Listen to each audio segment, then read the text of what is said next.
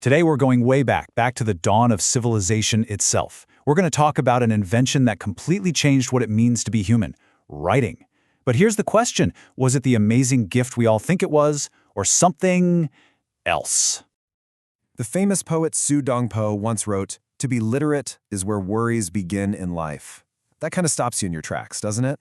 We think of literacy as this key that unlocks everything, knowledge, progress, but this ancient idea, it hints that maybe, just maybe, there's a darker side to the story we're about to uncover. To really get this, we have to go back to a time before history could even be written down, a time before words left a mark. I want you to imagine a world where everything that mattered, every law, every debt, every harvest, every single story wasn't kept in a book, but was literally tied into a rope. I'm not kidding. That was the reality in ancient China.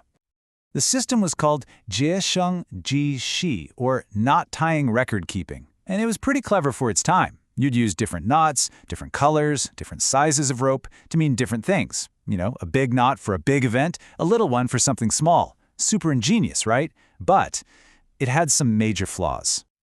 Yeah, this system was hitting a wall. For a guy named Cangjie, the legendary historian for the Yellow Emperor, it was an absolute nightmare. How on earth do you tie a knot for a complex law, or the strategy for a battle, or a sacred ritual for a sacrifice? You just can't. The ropes were getting tangled, people's memories were fading, and the empire's records were becoming a complete mess. Cangjie knew something had to give. And this frustration, well, it lit a fire under him. It set him off on this historic quest to find a better way to capture the world. He got totally obsessed with this one single, powerful question. How could you create a system where one unique symbol could represent one unique thing and do it forever? A system that wouldn't fray like a rope or fade like a memory. So the legend goes his big breakthrough came in a few stages. First, he just observed. He looked at everything, the way rivers flowed, the shapes of mountains, the intricate patterns on a turtle's shell. Then, one day, he runs into a hunter, and this hunter could just look at tracks in the dirt and tell you exactly what animal passed by. A deer went this way, a bear went that way, and boom, that was the spark.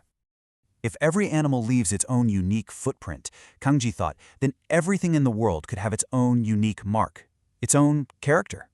So he started drawing. He created these simple pictures, pictographs, based on what things looked like. A little crescent for the moon, a circle with a dot in it for the sun, a few lines for a person. But here's the genius part. He then standardized these symbols and taught them to everyone else, creating the very foundation of written Chinese. This wasn't just, a small improvement. This was a total revolution. It was an invention so profound, so earth-shattering, that the legends say the cosmos itself actually reacted. An ancient text, the Huainanzi, puts it like this. When Cangjie created writing, millet rained from the sky and ghosts cried at night. A shower of free food from heaven and weeping ghosts? Sounds like a party, doesn't it? And at first glance, you can see why the heavens would celebrate. Writing unlocked our potential. Suddenly, knowledge could be perfectly preserved, passed down for generations. Ideas could travel farther and faster than any human could. History wasn't some fragile memory anymore, it was carved in stone. Civilization was suddenly on the fast track. Or was it? What if we've been reading this ancient story all wrong? Let's look again at that really weird reaction from the cosmos. A rain of grain? Okay, but why on earth did the ghosts cry? Was this a divine celebration, or was it a terrible omen?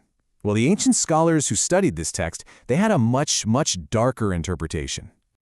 So let's break this down. That rain of grain? The darker take on this is that the heavens weren't celebrating. They were feeling pity for us. They saw the future, and they saw that with writing, things like deceit and cunning would explode. People would give up honest work like farming to pursue clever schemes and trickery. The grain was a mercy offering to stop us from starving when we all became lawyers and bureaucrats.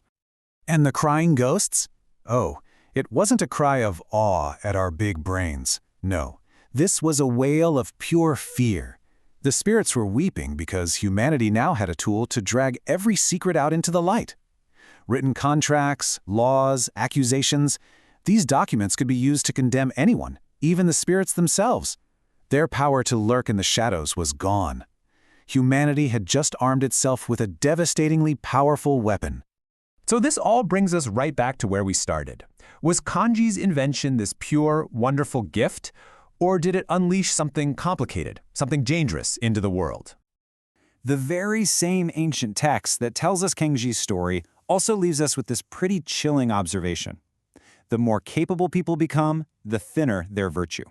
It basically argues that with every new power we gain, we might be losing a little piece of our simple goodness.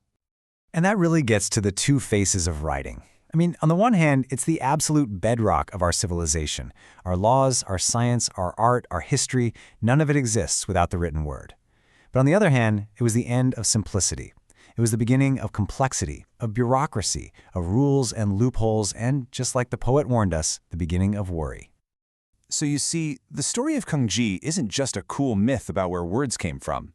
It's a timeless parable about progress itself. And it leaves us with a question we have to keep asking ourselves with every new technology, every new leap forward we make. Every great innovation gives us power, but what does it take away?